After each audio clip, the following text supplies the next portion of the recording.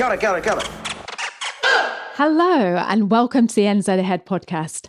I'm Liz and today I have got a wonderful guest for you. Her name is Ginger.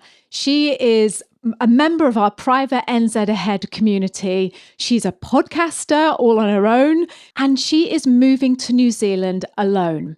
What makes Ginger's story so special and so inspirational is this lady is widowed. She's at a stage in her life where most of us would just be thinking, I'm going to take it easy. I'm where's my pipe and slippers? But no, this lady is incredibly inspirational. She is incredibly adventurous.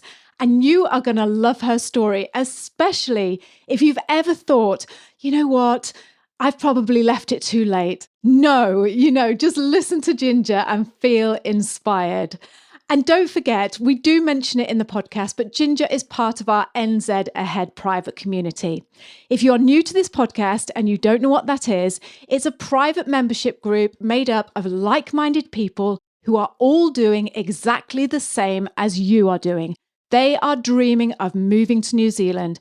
They are making their dream become a reality, and they're doing it together. The NZ Ahead community is made up of wonderful people who are there to support, to help.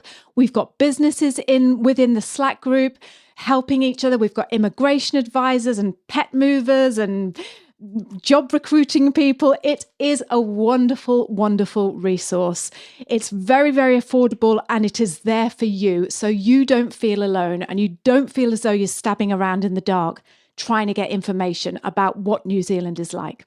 So if that's something that sounds interesting to you and you would like more information, we would recommend that you take our free 5-day video guide. It's all about moving to New Zealand. It is 5 days of short videos giving you some aspect of what life is like in this beautiful country. Like I say, it's absolutely free, but when you get to day 5, you will be given more details about the membership group that we're talking about here on this podcast. So you can either come and join us or take your time and still decide, whichever, but that is there for you. I just want you to know that. So to access those free 5-day videos, go to nzahead.com/free. So that's www.nzahead.com/free. Let's jump into the show and meet Ginger. Got it. Fill in the gap between you're going to move to New Zealand in a couple of months. What made you do that? Like a lot of Americans, I'm very concerned with the erosion of democratic values, but I just felt trapped because I was like, I'm too old to go anywhere. Got it. Welcome to the NZ Ahead podcast. Everything you need to know about moving to and living in New Zealand. There's a whole world here. So nice to be with you again. We call it Aotearoa around here, bro. You'll be right. We are your hosts, Liz and Brian. Amazing New Zealand in the southern seas. See, that's where I belong. That's home. Ginger, welcome to the podcast. Please Liz, tell me it's all great to about be yourself. here. Thank you. Okay, first, I want to thank you both for giving me the opportunity to share my story. And I want to echo what all your other guests have said about how valuable the community you created is. Thank you. And I've been really experiencing that recently with the whole emotional ups and downs. And it helps to know that other people are going through the same thing. I'm happy about that. Thank you, Ginger. So I want to just move back a bit because since I'm a little bit older than most of the other people in the group, I was born in Seattle in Washington, but I moved to Alabama back in 1964. My father worked for Boeing and we moved to Huntsville to work on the Apollo moon landing. Well, he worked on the Apollo moon landing. Obviously, I didn't. But it felt natural to go into engineering. And it was actually in college that I met my husband, Dennis, during end of my freshman year. He was working on his PhD. And we got married when I was a junior and we moved to Birmingham, Alabama, not England. And he taught electrical engineering there for 30 years. So during my senior year, I decided to go to medical school and I ended up spending over 20 years doing emergency medicine, mostly in rural Alabama. In 2014, I decided to go back to my med school to do a fellowship in palliative medicine, which is what I do now. But unfortunately, Dennis died, I mean, literally like 3 weeks after I finished my fellowship. We had been married for 38 years, but we didn't have any children. When he died, we had 3 dogs, and Rusty was 2, and he's almost 10 now because, like I said, it was 2015. So that's who I've got, my family now, Rusty, Rusty the Golden Retriever. I do have a sister who's been very supportive. She was career Air Force, and when this came along, she said, you got to do it. You'll always wonder, what if you didn't? Of course, she's going to be upset if I end up staying there, but Yeah. As far as coming to New Zealand, it wasn't exactly on my radar until recently. Back in 2012, I met a recruiter from South Australia, which I think is a pretty rural part of Australia. And I met her at a medical meeting. And, back then they would actually pay for you to fly all the way to Australia. Oh, really? Yeah. To see if you liked it. Oh, that's so nice. I said to my husband, we should just go because, even if we don't take the job, we get a free trip to Australia. I couldn't get him to do it. Even though he was already retired. He was 9 years older than me. So after he died, I contacted the people in Australia and they just weren't hiring palliative care people. Maybe they are now, I don't know. So I've been doing palliative medicine at the VA for the last 7+ years. And for listeners who aren't in the United States, the VA is the system that we have for veterans, military veterans. And it's actually the closest thing that we have to something like a single payer system, because veterans who use the VA, we don't have to worry about, do you have the right insurance? You heard a lot of that from your the Americans in the group. But inside the VA, if you're a patient in the VA, all I've got to do is send you to the right. So, I mean, there's a lot. It has both the pluses and the minuses of that kind of system. So can I just ask before you carry on? So I've just got a couple of questions. What is palliative care? What does that mean? Okay, so it means, official World Health Organization definition, is caring for patients and their families and the patients are people who have life-limiting conditions. They don't have to necessarily be dying right that minute, but they have life-limiting conditions. The goal is to treat and prevent suffering. So the difference between palliative care and other specialties is everybody else is pretty much focused on keeping you alive at all costs. And you can find this talk I did on YouTube several years ago. If you Google Ginger Campbell, I did it at the American Humanist Association annual meeting in 2014 about palliative care. And basically what I said was, death is not the enemy. Suffering is the enemy. For me, suffering's the enemy. Suffering is what I want to prevent. Everyone's going to die. I don't want my patients to suffer. So it's a difference in focus. Now, it's true that a large part of our practice is helping people near the end of life. And I have a job offer at a hospice in Auckland, which obviously is end of life. So apparently New Zealand passed a law allowing physician-assisted dying, right? Which we only have in a few states in the U.S. But palliative medicine doctors are generally by policy opposed to that because they don't want people thinking that that's what we do. Right. Okay. So, for example, at Todor, they allow it, but it's done by the primary care doctor. It's not done by the palliative care doctor. As I said on my talk in the one I did back in 2014, I was blindsided by questions about that. I didn't see them coming. I should have. In palliative medicine, we kind of think if someone wants to have their life shortened, we're doing something wrong because they're suffering so much they want it to end, right? So we kind of feel like that's a sign of our failure, since we judge our success not by making people live longer, but by making sure they're not suffering. Yeah. I should say one other thing about suffering. It's not just pain. It may be existential. It may be psychosocial. So our team, palliative medicine is actually a interdisciplinary specialty that includes nurses, psychologists, chaplains. Physicians are actually a small piece of it. Right. So that's another thing that's different from other specialties because physicians really have to work in a team. They can't just go, doctor does it all, because that's just not the way it works. Yeah. I'm really, really interested in your personal story. I just want to clarify. So are you still living in Alabama? Yes. Yes, right. Okay. I live in Birmingham, at least for one more month. Right. And we're going to get to that in a minute. And I'm not coming to New Zealand in one more month. I'm just going to North Alabama. Yeah. Yeah. And I love your accent, by the way. So let me just, because I'm missing a big, well, first of all, can I just say that when you reached out by email to me and you said about joining the group and you asking questions about the group, and at the bottom you just signed your name, you just signed your name, and I thought, okay, Ginger Campbell, and I underneath it said something about podcasting. So I thought, like being a podcaster myself, I'll just Google Ginger Campbell, and bang, up comes all this stuff that you've got this amazing podcast. I don't want to let this go. I think it's very important. You've got this amazing podcast. You're doing fantastic work out there called a podcast called Brain Science is just one of the podcasts that you're doing.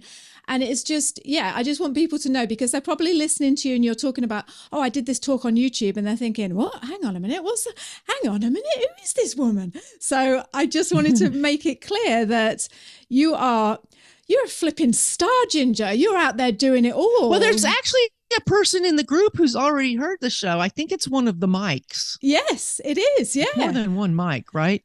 Yeah. So you spent your life just studying the brain. Is that right? Is it you're just actually no. Okay. It's not my job. Everybody thinks like I'm like a neurosurgeon or something. I'm not. It's a hobby. Basically, I got interested in it around I think it was around 2003. I started reading something called Philosophy of Mind, and I discovered that, I don't know if you have any background in philosophy, but it's interesting. Historically, philosophy talks about the stuff that science can't quite grasp yet. Right. So philosophy of mind is this field in philosophy that really started because until fairly recently, nobody thought that science could study consciousness. So everyone that was interested in consciousness would go into philosophy instead of science because it was just too soon. Just like before physics was physics, it was called natural philosophy. So I realized that all this stuff was happening in neuroscience that I didn't know about because I hadn't paid attention to it. Let's think. This was 2003. And I mean, I had some exposure to it in grad school before I went to medical school. Things have changed a lot in that amount of time of 30 years, probably more than 30 years. But at any rate, I didn't know how much was being, so I started reading. And then actually it was an Australian guy that got me into doing brain science, because back in the early days of podcasting, discussion forums were still popular as before Twitter and Facebook. And I was on his discussion forum. It was a show called The Philosopher's Zone, and it was about the intersection of philosophy and science fiction. And people were always talking about the brain, and they were always saying this stuff that was wrong. And I would get on there and say, if you would just read X or you would read Y, then you would know that it's really this. And finally he says, why don't you just come on the show and talk about a book? And so, and he wanted it in 10 minutes, which was really hard. But I did it, and I was like, this is it. I mean, I'd already known for about a year I wanted to do a podcast, but I didn't know what I wanted to make it on. I knew I didn't want it to be medicine. That would be too much my job. But I did this, and I got this huge, I'm sure you must have experienced this, the adrenaline rush of doing podcasting. So I did this, and I was like, this is it. I will never run out of material. This was in the summer of 2006. So it was before neuroscience was as hot as it is now. Mm. So that's the story of that. Oh, and you're doing such a fantastic job. And there's so much more we could go into there, but I want to know about your story about New Zealand. So here you are, you're living in America. You asked your husband to go to Australia and get a free ticket over there, and he said no, because so you're like, so then how do you come to, tell me fill in the gap between you're going to move to New Zealand in a couple of months. What made you do that? Okay. So like a lot of Americans, I'm very concerned with the erosion of democratic values since 2016. But I just felt trapped because I was like, I'm too old to go anywhere. But in October, I was actually contacted by a recruiter on LinkedIn. And it's not the first time that I've been contacted by a recruiter. Last year, I almost got a job in my hometown through a different recruiter on LinkedIn. And unfortunately, it fell through, but it made me aware that I was really ready for a change. So when this guy contacted me, I was a recruiter from the UK, actually. And he put me in touch with the folks at Totara Hospice. I think I'm pronouncing that correctly. I'm still trying to get the hang of the Maori pronunciation. But anyway, it's in South Auckland near the Botanical Gardens, if you've ever been to the Auckland Botanical Gardens. Yes. Yeah.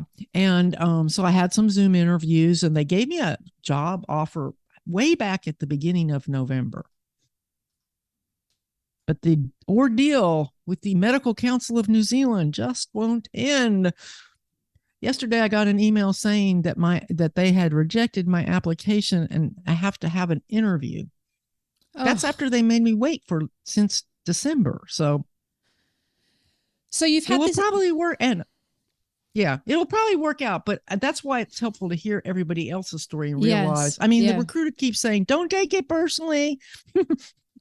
So, Ginger, if for other people listening that are in the healthcare industry, there is an age, am I right that there is an age cutoff limit when you come to work in New Zealand? No, it's not specific to healthcare. It's the current visa rules for applying for permanent residency. Right. Even if you are a shortage profession, I think it's 50. Yes. It might be 55 because I'm so far away from both of them that I can't remember which one it is, but because I'm 67. But I think there was a window last year. The person you interviewed from the States who came over to be near her grandkids. Yes, that's a nurse. yes, Sherry. Yes. She caught that window. Yes, right. I missed that window. So how are you coming then? I'm coming on a work visa.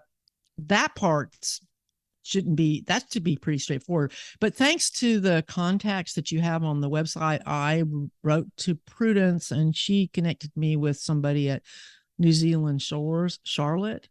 Yes. And she told me that once I'm there, I can apply for an age waiver. And you cannot tell that from the immigration website. So that is something I would like to pass on to anybody who's worried about that. But the thing I want other doctors to know is two things. One, if you're American, we don't use the ECFMG. Most of the world does. And so one of the things and as long as you went to medical school in the States, you have no reason to ever deal with that. Don't trust me, doctors will know what that is. And when you get ready to try to get a job in New Zealand, the way that your credentials are vetted to make sure that they're real is through a site called Epic that's owned by ECFMG. So the problem I lost a whole month on this, which is why I want to share this, is they have this online notary to prove your identity. So first you do your passport and you look like your passport. That's easy. Then they do these questions that seem like they're coming from your credit report, even though they claim they're not. Well, I don't remember, what car I bought 30 years ago. I could not pass the damn thing. Excuse my language. I couldn't pass it. And I knew I would never pass it from what they were asking. And it took them a month to decide to allow me to use a second ID. So what I'm telling everybody that's at all interested, because it only costs like $130 to sign up for this. Just if you think you want to do it, do that part ahead of time. Because then you won't have something causing a delay, because then I ended up in the situation where my application went into the Medical Council of New Zealand at the beginning of December. And as a New Zealand person, you understand what that means. Mm-hmm. It sat there. Yeah. Okay. And if I could have not had that delay of really a month, I could have got it in November and maybe I would be further along. So I want other people to avoid that. Just if you aren't already on ECFMG, just go ahead and sign up for it. And then when you decide what country you want to go to, the way it works is according to what country you want to go to, they tell you what things you need to upload and get verified. Mm. I mean, New Zealand only wanted my medical school diploma and my specialty certificate. That's all they wanted. But just getting through the stage of being able to put it up there was the hard part. So have you ever been to New Zealand before? No. So what? I've never been to Australia either, still. Right. So you've never been But here before. I know about Jacinda, and I know about how progressive your country is. And, as a person that has the concerns I have, and I don't really, to be honest, care about the beach, but I do like nature. So I wouldn't mind living inland. I want to live near the botanical gardens, actually. So did you have a short list, but, Ginger, or was it always going to be New Zealand? Was it like New Zealand, Canada, Australia, UK, or was it always just New Zealand? It's more like Australia and New Zealand because I hate cold weather. Canada is nice, but it's too cold. The UK is too cold. Too English. Rainy. Well, I'm actually an Anglophile, so I don't have a problem with that. I've been to Scotland and London. I haven't gotten to be to the rest of England. Scotland is definitely too cold. So, and I don't speak any other languages, so I was kind of limited. I don't have much language aptitude. People say, oh, you can just go there and you'll be immersed. And yeah, I have a very strong appreciation for why immigrants coming to the United States struggle with English. So okay, so you've never been to New Zealand, and it was the politics and just the ease of the country that drew you to New Zealand, or mainly the politics, and then of course the more I've learned about it, the more I've wanted to come. I would say, though, that for me, the most important thing is the opportunity to be a part of a community. I mean, I think that's the most missing piece of my life. Of course, I also hope eventually to meet another special person.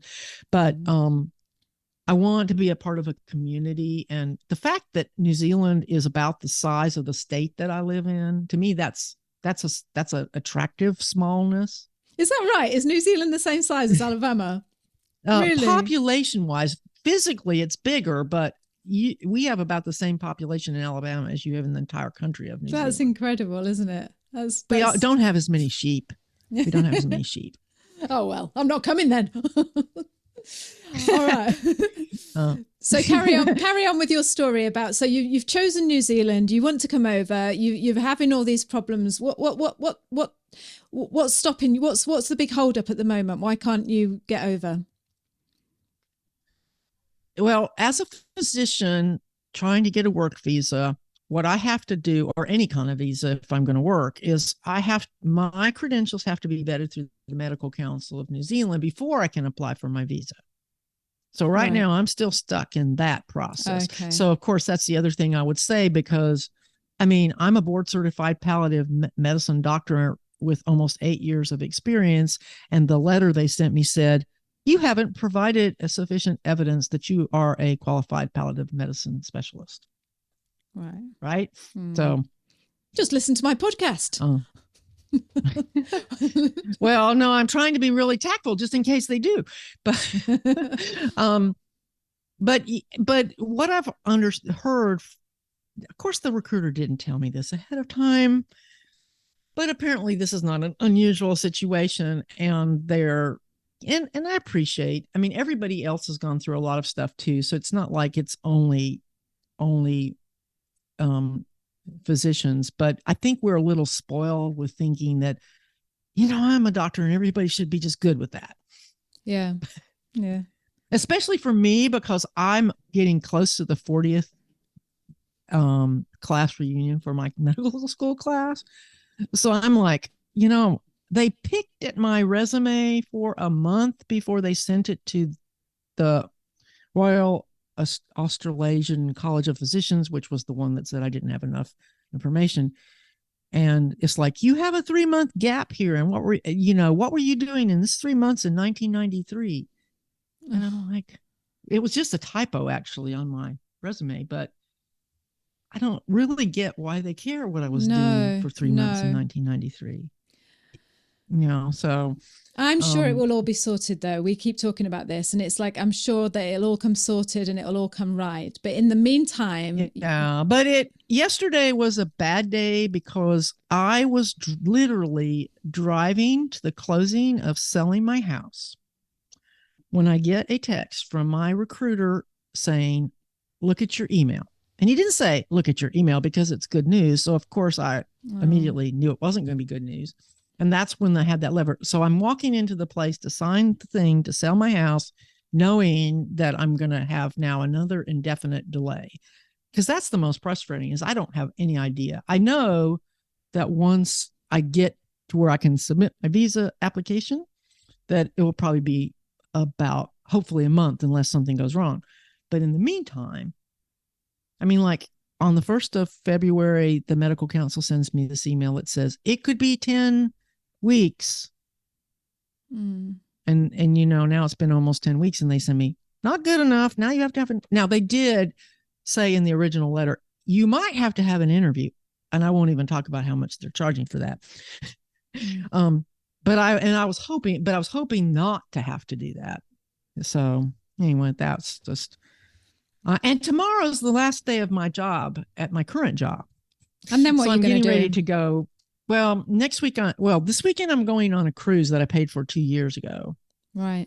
But when I get back, I'm going to pack, and some of them, I'm giving away a lot of stuff. I'm trying to downsize. I have 15 bookcases and I'm trying to downsize to 5. So that house that you're see my in, bookcases back here. You see, yes. They're almost empty now. That's not you. I don't know if you can see the boxes. I can, yeah. So that beautiful house, I can tell it's a beautiful house because of the color of the paint. I absolutely love your choice of paint color. How long have you lived in that house? 6 years. I bought this house a couple years after my husband died. I had to move because there was just too many memories. Too many memories. They weren't bad memories. It was just like I couldn't. Like anything I did, I remembered this. We bought this washing machine. So if I had to buy a new washing machine, it's just a thing. Yeah. But this is it's a great house. I didn't have any trouble selling it. And I got a really good price. But I decided when I realized how long this was going to take that I was really burned out on the job I'm in now.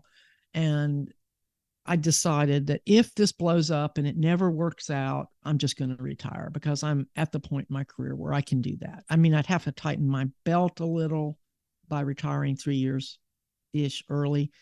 But I can't afford to do that. So most people can't do that. So I would also say to doctors, don't give up your day job. Wait until you've really got, well, at least wait till it gets through the medical council because it's going to take longer than you think. Yeah. I don't know how that GI doctor did as good as he did, but maybe it's because their fellowship is longer. I don't know. They said my fellowship was not long enough. Ginger, but how's the length it is in the US? Yeah. How do you, because I was talking from someone who's come over to New Zealand with her family and, my mum followed me over here. My sister lives here. When I moved over to New Zealand, I felt like I had a lot of support. I know you're part of our community, but how does it feel to be on your own, just you and your dog that you've got, and you're selling your house and you're going to be moving to the other side of the world? As a person point of view, how do you deal with that? Because that can't be easy to go through that alone. And at any age, I was going to say, when you're older, but actually at any age. But how are you feeling about that? How are you feeling about the whole thing? Well, I don't really feel like I'm going to be alone. Even without the NSID Ahead community, I also feel like I already and being embraced by the community of the hospice that I'm going to work for. One thing you need to know about palliative medicine people is that we're people, right? And so taking care of each other is part of what we do. So I already feel like I've been embraced by the CEO of Totara, the head of HR, the person who's going to be my boss. Those are the only people I know yet, but I've already feel connected to them. It's, I mean, I think it's going to, actually the hardest part, Liz, I think it's going to be is that Rusty is probably not going to come. Yeah. And since Rusty is the only being in my life that I see day in, day out, sleeps in my bed, I think that's, and I really appreciate the episode you did about how to bring your pets. I was kind of on the fence because I had just found out that my sister, who I thought was going to keep him, is not going to keep him. I don't want to move him because he's almost 10, which is pretty old for a golden retriever. He's in great health, but I'm also concerned about where is he going to be when I'm starting this new job? Is he going to be stuck someplace at home by himself in a strange place? And he's not a one-person dog. I mean, he's very loyal, but he's a golden retriever. You've known golden retrievers? Yes, I do. Yes, I had one. Yeah, he loves everyone. So I think I'm going to leave him with the woman who's going to keep him when I'm on my cruise. She's my dog sitter / person who cleans my house. She loves him dearly, and it'll be the least disruption for him because as dogs get older, they don't really like change, right? So I'm balancing what I want with what I think is best for him. And then that price tag is pretty high too, but it's really, he's going to go to the vet in a couple of days and I'm going to talk to them about it, but because he's just due to go to the vet. It's not a special visit, but I'm leaning toward just, I mean, the person who I'm going to give him to is just really, really wants him. And he already snuggles with her whenever she keeps him. So, you know, he'll miss me, but I don't think he's going to miss me as much as I'm going to miss him. No. But I think that's going to be the hardest part because dogs are what got me through my husband dying. I mean, dogs are what made me not feel lonely when Dennis died. So I think that's going to be the hardest part. How about you getting another dog? Of course, when you things never show up. Things never turn out the way you think they're going to. No. Usually the thing you're worried about is not the thing. So it's probably going to be something I haven't even thought of. And you know what? There's a lovely, there is a dog here in New Zealand just made for you, I think. And when you come, you'll be united, and it will be, you know, I don't know if you find this, but sometimes when things are like really tough to go through, afterwards you think, oh God, if that hadn't have happened, this wouldn't have happened. Do you ever experience that? And you just, I always try to remember that. Yeah, absolutely. But it's interesting what you just said, Ginger, about as dogs get older, they resist change. And that's the thing that stands out to me the most about you is I just think it's incredible. How old? 67, you said you were. Mm-hmm. You look 20 years younger for a start, and you also act a lot younger, and so I can see that, you know, you obviously are not a typical older person, but even so, at this stage in life when most people are thinking, you know, settle down and, you know, just put the slippers on sort of thing, what has given you the drive to think, not only am I going to sell my house, not only am I going to get rid of my beloved dog, but I'm going to move my job, my life, and move to the other side of the world? What's given you the drive to do that? And how do you keep going when you keep getting these knocks going, no, it's not good enough, we need this? How are you keeping going? Well, part of it has to do with what I've learned from doing my show Brain Science over the years is that the best thing you can do to keep your brain healthy is constantly have new challenges and do new things. So that's part of my inspiration. When I was younger, I was like many people that go into medicine and science. I just, you know, fantasized that I would win the Nobel Prize, even though there's only been like 4 women Nobel Prize winners. But anyway, I'm not going to do that, obviously, but I'm inspired by the philosophy of some of the Nobel Prize winners that I admire who always wanted to do a new thing every 7 or 8 years. Because the cool thing about winning the Nobel Prize is then you can do whatever you want. So you can change fields. One of the pioneers of neuroscience was one of the people who got the Nobel Prize for discovering DNA back in 1953, Francis Crick. Mm. You know, he spent the last 30 years of his life doing neuroscience after being a chemist. So, you know, doing new things is good for you. I mean, that's how you stay young. I started podcasting when I was, 51, and taught myself neuroscience. So then when I decided to do a fellowship, I was like, I taught myself neuroscience. Going back and doing a fellowship 30 years out of medical school can't be any harder than that. Right. And so, you know, so I have a track record of pretty good success. So that gives me the confidence to do it. I mean, I know that there'll be hard times, but I also know that my sister is right when she says, if you don't do it, you'll regret it. Yeah. Yeah. And that's the thing, isn't it? Is you don't want to get to that age where you think, oh, what if, you know, I could have done that and I didn't give it a go. And that's what I always think is like, just do it. And at least then you can say you've tried it. But you're inspiring. You really are inspiring. And I absolutely love that whole thing of keeping your brain active by just doing new things, even though those new things sometimes feel like, oh, really? Do I have to do it? But it's just, you're right. It just keeps you going, doesn't it? It's just... So what?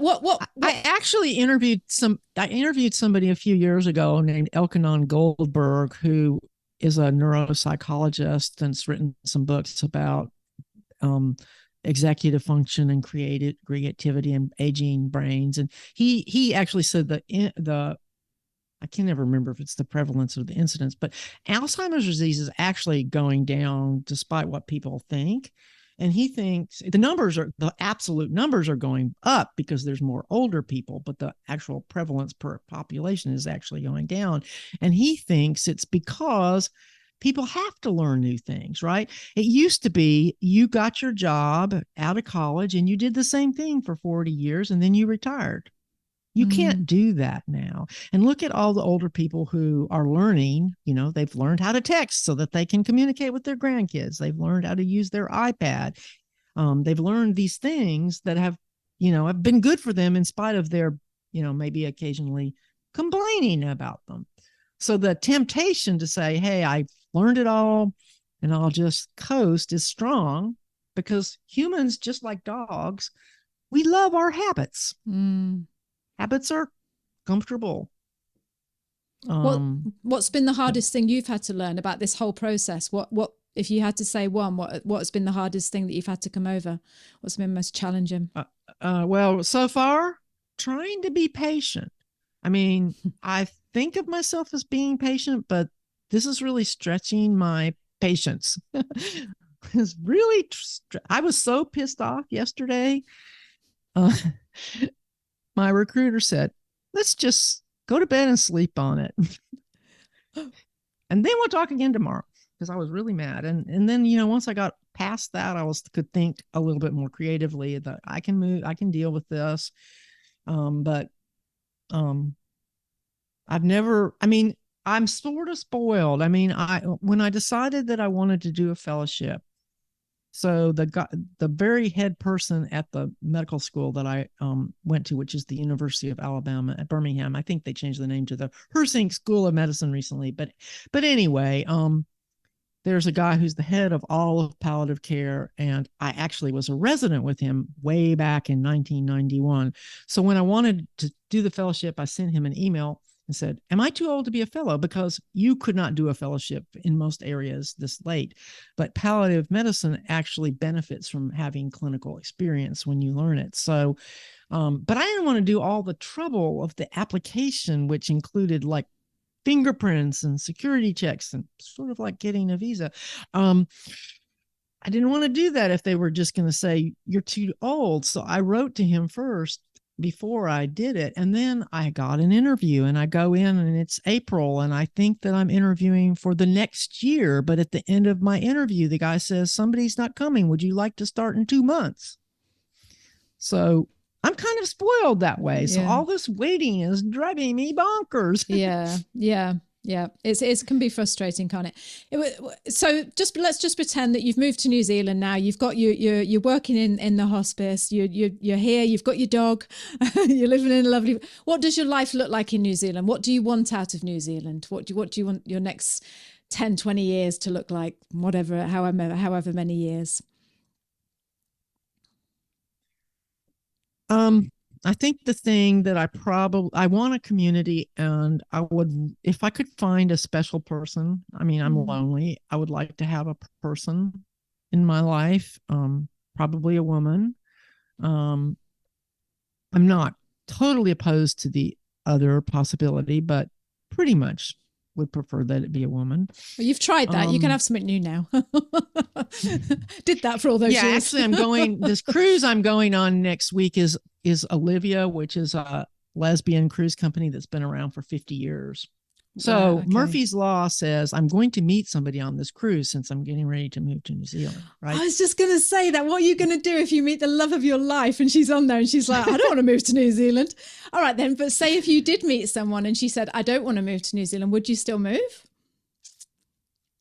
I think so. I'm not that impulsive, despite my lack of patience. You just convince her to come with you. Yeah, well, that whole long distance stuff is hard. It's really hard. I know I have enough friends who have been through it.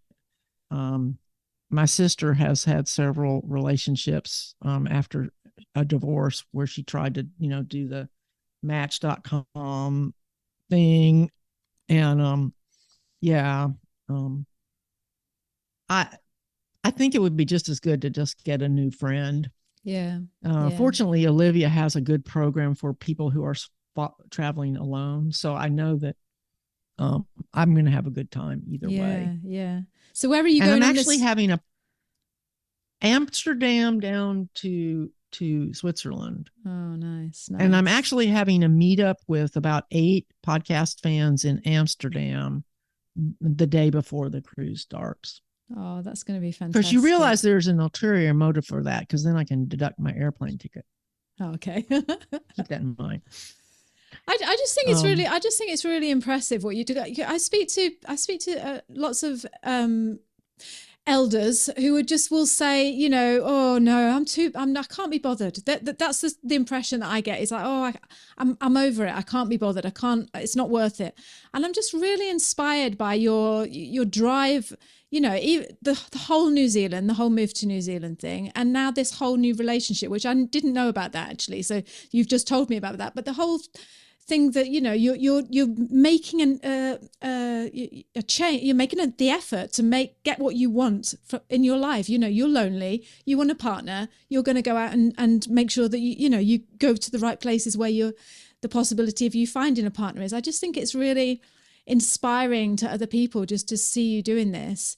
It's exciting as well, because I just know that you're doing. Well, that's why I wanted the reason I wanted to be on your show is because when I was doing my podcast, Graying Rainbows, which is for people coming out later in life, and you can find it with either spelling of the word graying, but I used the A, graying with an A.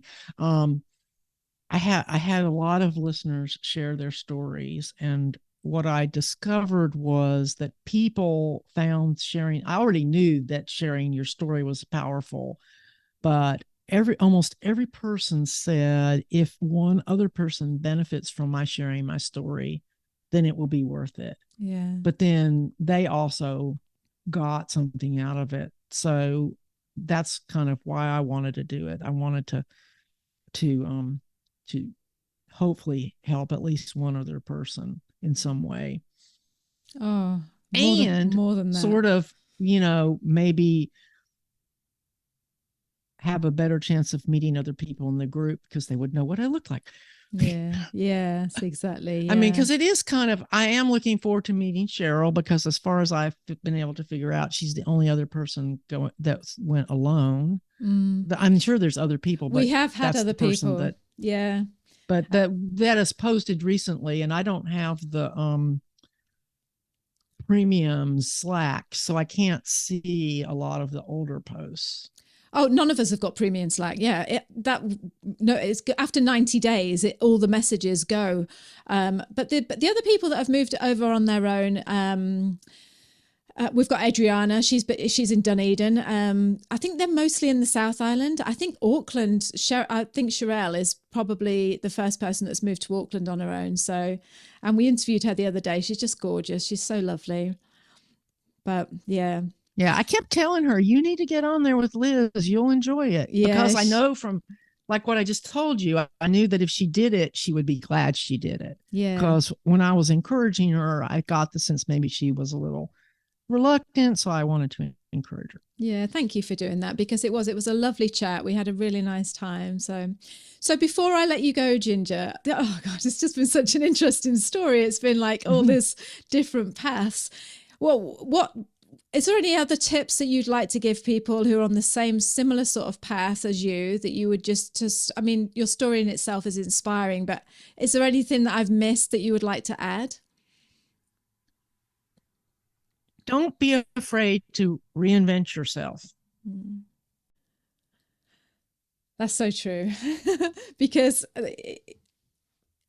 like I said, just speaking to people, that when you speak to especially older people, just is that whole, it's scary. It's scary to reinvent yourself and, just think, I'm going to do something completely different. But where do you get I had a great, I was going to say, where do you get the model. courage from that? But yeah, go on, tell me. So during the 90s, which I call my new age period, I did some vision quests. Do you know what a vision quest is? No. So it's based on the Native American practice of going out into the wilderness for 3 or 4 days and fasting. And back in the days of Native Americans' independence, they would do that to figure out, their path and stuff. And so there was a movement in the 90s of people doing that. And the person I did it with was a woman named Sidonia Cahill, who unfortunately died in an accident in the year 2000. She was 64 when she died, but I worked with her for several years. And she had, when she was in her 30s, had 3 kids. This was in the 69. She was not, this was like back in the 60s. She decided she wanted to be a hippie. And she had 3 kids, and she moved to Haight-Ashbury, which in San Francisco was, the height of where hippies were in 1967. So that she did that. Then in 1978, when her youngest kid was 16, she went to Asia. She took her daughter with her. She sold everything she owned and went to Asia because she wanted to work with this guru or something or other. She was over there for 2 years and amazingly came back like in 1980. Can you imagine? You left and it was the 70s and now it's Reagan. I mean, talk about culture shock. But at any rate, so then she went to grad school and became a psychologist, but she realized that she didn't really want to be a psychologist. She happened to go on a vision quest and she was like, I could do that. I could do that better than they're doing it.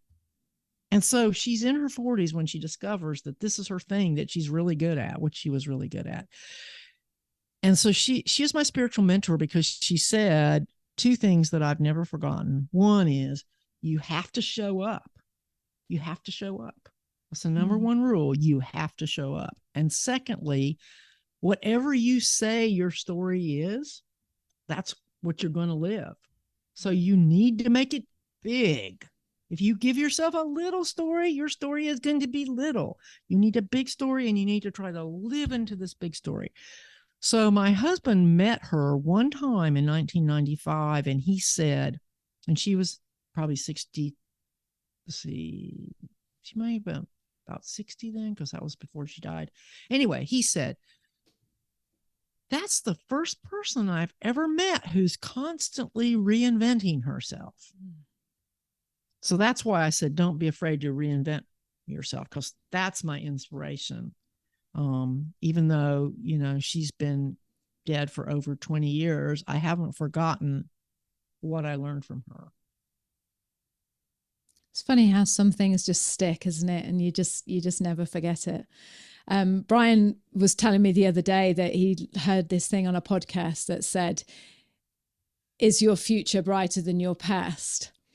And it really stuck with him. And he just said, it was, you hear something sometimes and you're like, oh my God. And he kept saying it over and over again, "Is your future brighter than your past?" And I thought it reminded me of you, actually, when that's what made me think of it, is just that whole going forward, just blazing this trail, moving forward, and just even though you've obviously massive change is happening in your life. I mean, it's just, what was your husband like? Yeah, but I think I might be something of a change addict. Yeah. I mean, I'm one of those rare people who actually thrives on change, does it on purpose. Yeah. So, I don't really take a lot of credit for it because really I love change. I mean, obviously not all change is good. Losing your husband of 38 years is not good. But yeah, I like change. I'm a weirdo. Right. Well, I want you to remember those words then. Okay. So next time your agency phone up and you're having a go at her down the phone and thinking, oh no, just when you're getting all annoyed, just think, I love change. I love change. This is good for me. It's just everything good is going to happen. I love change. I don't love hassles. No, it's not the same thing. It's not the same thing. I know, but I suppose just keep the end thing in mind is what I'm trying to say. Is like sometimes, not sometimes, it's always so frustrating going through stuff like this. And you're like, and it's hard not having someone, I would imagine not having someone to vent on and just go, oh, can you believe it? This has happened. But just keep that in mind. Well, I mean, I usually vent to my sister, although I haven't particularly vented to her about the latest developments because I'm kind of dreading telling her that, hey, I may be at your house for many months. Oh, I'm sure she won't mind having you. Because that's my plan. See, I'm going actually, when I get back, I'm packing everything up and going to live with my sister who lives about 2.5 hours north of me, near our hometown. I'm going there until I get my visa. So that should keep my expenses lower since I've just, quit my job. It's kind of a thing. And one last thing before I let you go, are you bringing anything or have you just sold everything on, or are you starting afresh when you get here? No, I mean, I'm not bringing any furniture. My sister's taking some of my furniture. Some of it's going into storage. I'm selling some of my stuff to the nurses I work with, giving some of it away to charity. I'm not that big of a selling person, so I'm not selling as many things as I could. I'm giving most of the things away. Like I said, I'm trying to downsize to 5 bookcases. So if I ever, got permanent residency, maybe I would ship the stuff that I'm putting in storage. I haven't figured that out yet. Yeah. But I'm going to do like, I'm going to do like the guys did, that carried the stuff in their luggage and nailed it to themselves because everybody's containers are getting stranded in the ocean. So I'm not interested in that. No. Well, Ginger, I wish you thank you so much for coming on and sharing your story. Thanks so much. It's been absolutely lovely listening to you. Thanks for having me, Liz. And I can't wait till we get to talk face to face. Yes, exactly. Yeah. When's that podcast thing that you were talking about? When is that? Is it in May? Yeah. And you need to go to that, even though I think I'm not likely to make it, but it's on the 13th of May. Right. Okay. In Auckland. It's just a one-day event. Yeah. Okay. I'll look into that. All right, Ginger. Well, maybe you can use my registration since I've signed up for it, and I'm relatively sure that I'm not going to be there in time to go to it. Well, you don't know. I'm now hoping for my World Cup tickets. Okay. I have 2 tickets to the first World Cup game between the USA women's team and Vietnam. It's not like a really big game, but it's the opening game. I'm a big, we call it soccer here fan, but women's soccer. I don't care about men's soccer. So you're just hoping to get here for that game and go and use those tickets. It's in July. I mean, surely I can get there by You'll July. be here by then. You'll be here by then. Right. Well, I look forward to catching up with you when you're here, and I can't wait to hear all about your story. So thank you so much for joining me, Ginger. Thanks Okay. again, Liz. Okay. Speak soon. Bye. Okay, bye. Oh. Thank you so much for joining us on the podcast this week. We have loved having you here with us. If you love this week's show, please share this with your friends. Send it to anybody you know that wants to think about moving to New Zealand, and get on over here yourself. And tell them how brilliant it is as well. And also, if you haven't signed up for our free 5-day video guide showing you what life is like, really like, in New Zealand, then go over to the website and sign up. You are missing out. This is brilliant. Go over to www.nzahead.com/free and we will send you 5 days worth of videos about what life is like in New Zealand. You are going to love it. So one more time, that website that you need to sign up for the free 5-day guide is www.nzahead.com/free. So we're going to see you next week. Until then, have a great week and we'll speak to you soon. Bye. Bye. Say bye again. Bye. Bye.